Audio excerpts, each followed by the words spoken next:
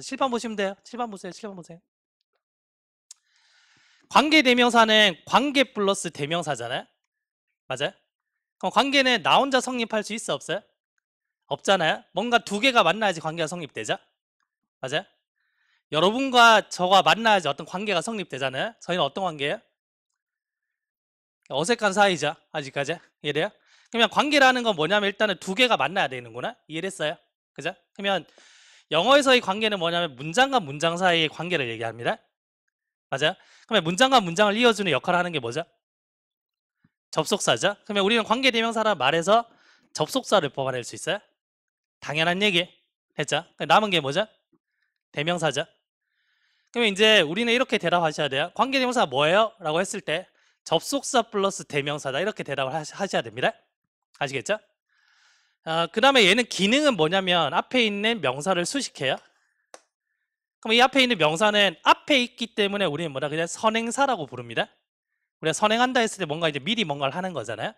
앞에 있는 말이기 때문에 그냥 어렵게 그냥 선행사라고 하는 거예요. 아시겠죠? 그러면 관계 대명사는 앞에 있는 선행사 역할을 하는 명사를 수식하죠. 명사 수식하기 때문에 얘는 형용사예요, 부사예요? 형용사가 되잖아요. 그러면 얘는 이름은 관계 대명사지만 역할은 뭐다? 형용사가 됩니다. 됐어요? 그다음에 관계 대명사 앞에 있는 명사를 수식하고 있죠. 그러면 관계 대명사는 문장에서 필요해, 안 필요해? 뭔가 수식하고 꾸며주는 말들은 다 필요 없는 말이에요. 그러면 관계 대명사가 이끄는 절이 있겠죠. 그럼 얘는 뭐다? 필요 없는 말이란 얘기예요. 아시겠어요? 없어도 괜찮다는 얘기고요. 그 다음에 문장이 끝났어요. 문장이 끝났는데 앞에 명사가 있다. 그러면 관계대명사 절이 언제든지 들어갈 수 있다는 얘기입니다. 아시겠어요?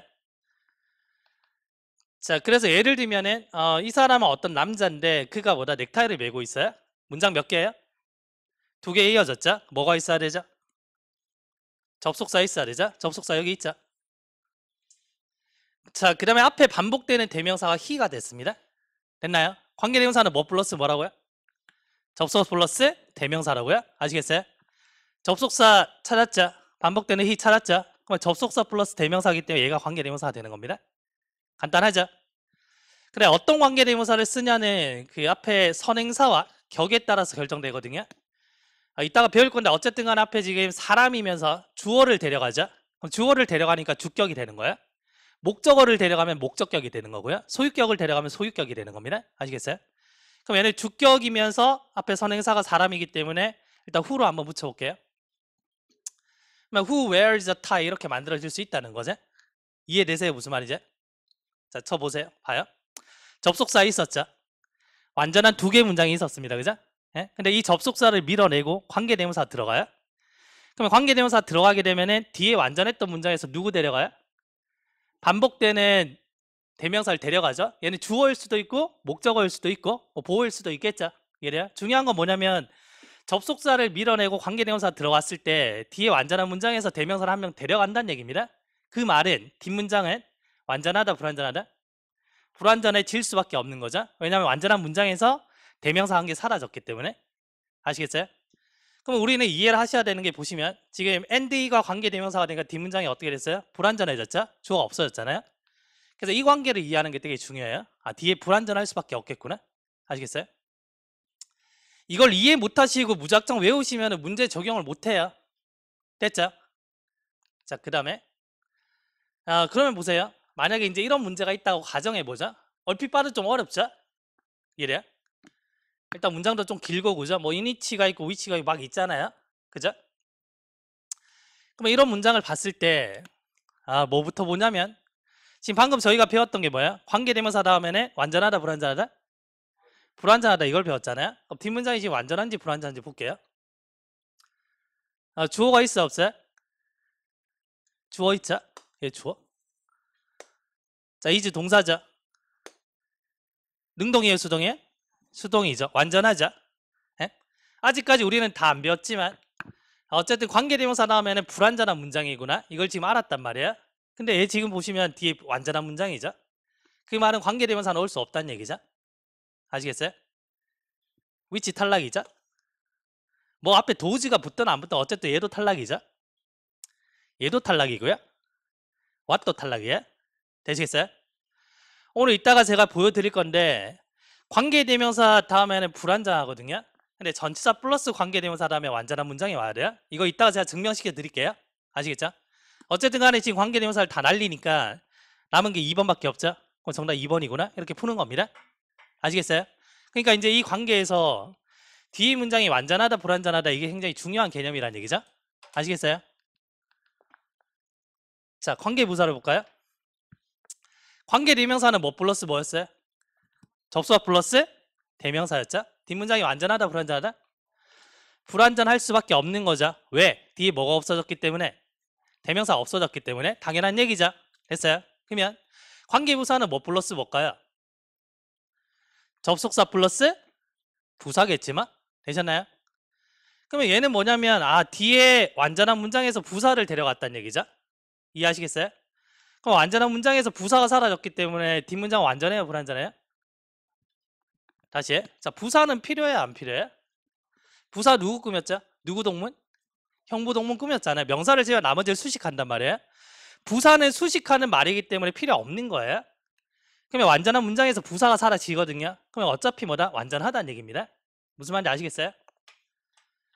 자, 관계대명사의 기능 앞에 명사를 수식했죠? 관계부사도 동일합니다. 앞에 있는 명사를 수식해요. 얘도 이름이 뭐다? 선행사입니다. 됐나요? 그러면 관계대명사랑 관계부사의 공통점에 앞에 명사를 수식하네요. 둘 다 뭐다? 형용사 절 역할을 해요. 됐나요? 얘도 뭔가를 수식하기 때문에 관계부사가 이끄는 절은 필요하다 안 필요하다? 필요 없죠. 그 말은 완전한 문장 다음에 언제든지 들어갈 수 있다는 얘기입니다. 되시겠어요? 자, 우리가 전치사는 뒤에 누구 데리고 온다 했어요? 전치사 다음에는 명사가 오죠. 그래서 우리가 이 전치사 플러스 명사를 묶어서 뭐라고 했죠? 전치사 구라고 했죠. 전치사 구는 어떤 역할이었어요? 몇 가지 역할? 두 가지 역할이죠. 뭐죠? 형용사나 부사 역할이었죠. 됐나요? 이게 지금 툭툭 튀어나와야 됩니다. 지금 알겠죠? 그러면 여기서 보세요. 관계부사를 접속사 플러스 부사라고 했죠. 근데 이 부사를 제가 전치사 플러스 명사로 쪼갤 겁니다. 자, 이렇게 한번 쪼개 볼게요. 아시겠죠? 완전히 동일하진 않지만은 같은 기능을 할 수 있잖아요. 그래서 부사를 전치사 플러스 명사 쪼갰습니다. 됐나요? 쪼개고 나니까 지금 뭐냐면 접속사 플러스 명사가 생겼죠? 됐어요? 얘 누구랑 비슷해요? 관계 대명사랑 비슷하죠? 어차피 명사랑 대명사는 동일하잖아요? 그럼 쪼개고 나니까 접속사 플러스 명사는 관계 대명사랑 비슷하게 생겼잖아요? 그죠? 결론은 우리는 관계 부사를 어떻게 정의내릴 수 있냐면 전치사 플러스 관계 대명사 이렇게 정의내릴 수가 있는 겁니다. 아시겠어요? 됐죠? 자, 그 다음에 관계 부사 뒤에는 완전한 문장이었겠죠 원래? 예? 관계 부사가 들어오기 전에 접속사 뒤에 완전한 문장이었겠죠? 근데 이 접속사를 밀어내고 관계 부사가 들어갔을 때 누구 데려간다고요? 관계 부사는 누구 데려가요? 관계 부사니까 누구 데려가요? 부사 데려가죠? 그러면 뒤에 문장이 완전해요 불완전해요? 완전하겠죠. 왜냐하면 부사는 어차피 필요 없으니까. 아시겠어요? 결론 관계부사 뒤에는 완전하다 불완전하다? 완전하다. 관계부사랑 동일한 게 전치사 플러스 관계대명사죠. 그러면 전치사 플러스 관계대명사 뒤에는 완전할까요 불완전할까요? 완전하겠죠. 아까 그 문제의 정답이 왜 이니치가 될 수 있는지 아시겠어요? 뒷문장이 완전했기 때문에 그런 겁니다. 원리 아시겠어요? 아시겠어요? 자, 이제 책을 펴시죠.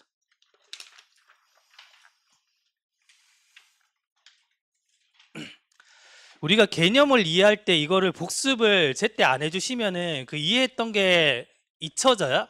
이게 뭐였지? 이렇게 되거든요. 그렇게 돼버리면은 결국에는 이게 암기밖에 안 돼요. 그럼 문제에 적용을 못 시켜요. 계속 악순환이 반복되거든요. 예? 그래서 제일 중요한 거는 수업 때 잘 들으시고요. 그 다음에 복습 테스트 하실 때 늦지 마시고 오세요. 와가지고 내가 잘하고 있는지 테스트를 계속 해보셔야죠. 그 다음에 수업 중에 제가 이제 계속 질문 던지잖아요. 그럼 그 질문에 내가 대답을 잘하고 있는지 못하는지 완벽할 수는 없지만 그래도 대답을 하고 있어야 돼요. 그래야지 내가 잘 가고 있구나 이걸 보는 겁니다. 아시겠어요? 그래서 막 수업 왔다가 안 왔다가 또 와가지고 계속 졸고 또 복습 안 하고 앉아있고 이러면은 답이 그냥 딱 정해져 있는 겁니다. 예? 합격할까요 말까요? 이거는 딱 정해져 있는 거예요. 그걸 딱 보시면 알겠죠? 그러니까 하루하루 계속 이제 내가 하고 있는지를 잘 보세요. 그 방향성이 되게 중요합니다. 자, 56쪽. 자, 표가 있죠? 자, 관계대명사에서 관계 동그라미 칠까요? 자, 표에서 관계 동그라미. 관계는 뭘 나타낸다? 접속사다. 됐죠? 그래서 관계대명사는 접속사 플러스 대명사입니다. 이해됐어요? 막 외우는 거 아니죠? 이해입니다. 자, 오른쪽에 가서 관계부사에서 관계 동그라미. 그럼 관계부사는 접속사 플러스 부사죠. 됐나요? 이때 부사를 전치사 플러스 명사 쪼갰습니다. 쪼개니까 접속사 플러스 명사 생기죠. 얘는 관계대명사랑 동일하죠. 결론은 관계부사는 전치사 플러스 관계대명사다 라고 정의를 내려도 되겠네요. 완벽하게 올바른 정의는 아닙니다. 그 이유도 나중에 설명드릴게요. 어쨌든 지금 그렇게 이해를 하시면 된다는 얘기입니다. 관계대명사나 관계부사는 같은 점이 있고 다른 점이 있어요. 같은 점은 둘 다 뭐냐면 앞에 명사를 수식하는 거예요. 알겠죠? 이름은 관계대명사, 이름은 관계부사 이렇게 되는데 기능은 뭐냐면 형용사 기능이 되는 거예요. 아시겠죠? 둘 다 문장에 필요 없는 절입니다. 수식하기 때문에. 되셨나요? 자, 그 다음에 차이점은 관계대명사는 뒤에 누구 데려간다고요? 대명사 데려가죠. 그럼 뒤 문장이 완전하다 불완전하다? 불완전할 수밖에 없는 거예요. 됐죠? 관계부사는 누구 데려가요? 부사 데려가죠. 뒤 문장이 완전할 수밖에 없는 겁니다. 이해되셨나요? 되셨나요? 자, 다시 이제 칠판 보세요. 영어가 어려운 이유는 일단 첫 번째는 쓸데없는 문법을 너무 많이 배우기 때문이고요. 두 번째는 무작정 뭐냐면 암기를 하기 때문에 어려워요. 암기를 다 하지도 못하고요. 그 다음에 적용도 못 시켜요. 그래서 문법이 어려운 겁니다. 알겠죠? 그래서 이해를 바탕으로 암기를 해 주셔야 돼요. 알겠죠? 잘 보세요. 결론적으로 봤을 때 제일 중요한 거는 얘네들 뒤에는 불완전, 그래 얘네 뒤에는 완전한 거죠. 이게 가장 중요한 차이입니다. 이거 가지고 대부분 문제를 다 풀어버려요. 아시겠어요? 자, 여기에 이렇게 문장이 두 개가 있습니다. 이것은 그 집이고요. 내가 그 집에 살고 있답니다. 문장 이해되셨죠? 문장 두 개니까 뭐가 있어야 돼요? 접속사 있어야 되죠? 접속사 나왔네요. 반복되는 대명사가 나왔네요. 그럼 얘를 뭘로 바꿀 수 있어요? 관계 대명사로 바꿀 수가 있겠죠? 그럼 이번에는 전치사인의 목적어 자리잖아요.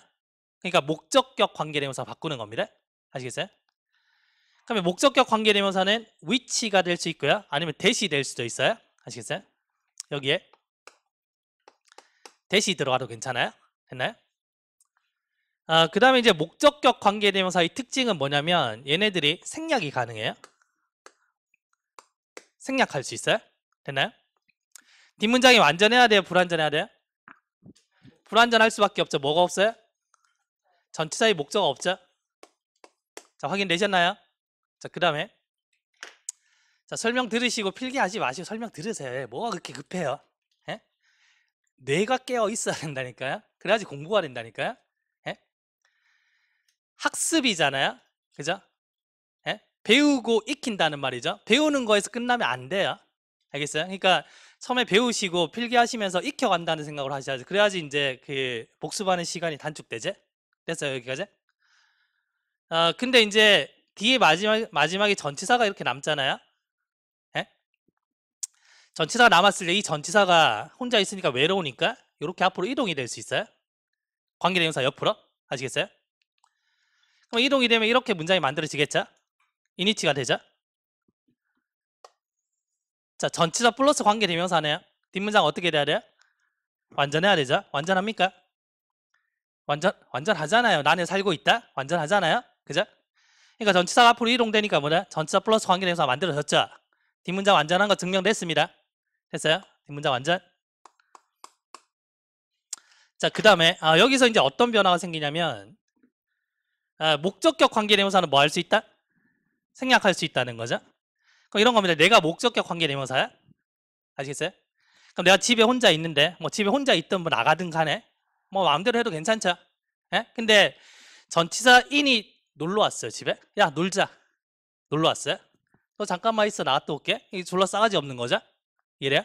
그러면 전치사 인이 앞으로 와서 이제 놀러 오잖아요. 오면은 얘는 생략할 수 있지만은 뭐다? 전치사 앞으로 가면 생략을 못 해요. 예? 그게 친구에 대한 예의잖아. 아시겠어요? 그래서 이 경우에는 which가 목적격 관계대명사긴 한데 생략이 된다 안 된다? 생략을 할 수 없다는 거. 이게 일단 중요하고요. 되셨나요? 그 다음에 조금 전에 우리가 이때 이 두 번째 문장에서 위치를 대수로 바꿔 쓸 수가 있었잖아요. 그죠? 근데 전치사가 앞으로 오잖아요. 오면은 전치사 다음에 관계대명사를 쓸 수가 없거든요. 이해돼요? 그래서 2번 문장에서는 위치를 대수로 바꿔 쓸 수 있었는데, 예? 그다음 여기서는 뭐다? 위치를 대수로 바꿔 쓰면 안 된다는 겁니다. 왜냐면 관계대명사 대스를 쓸 수 없는 경우가 두 가지가 있어요. 그 중에 하나가 뭐냐면 전치사 다음에 못 쓰고요. 또 하나는 콤마 다음에 못 써요. 아시겠어요? 자, 그래서 얘는 틀린 문장이라는 거죠. 되시겠어요? 그래서 전치사가 앞으로 왔을 때 어떤 변화가 생기는지를 이해하셔야 됩니다. 됐나요? 자, 여기까지 한번 볼게요.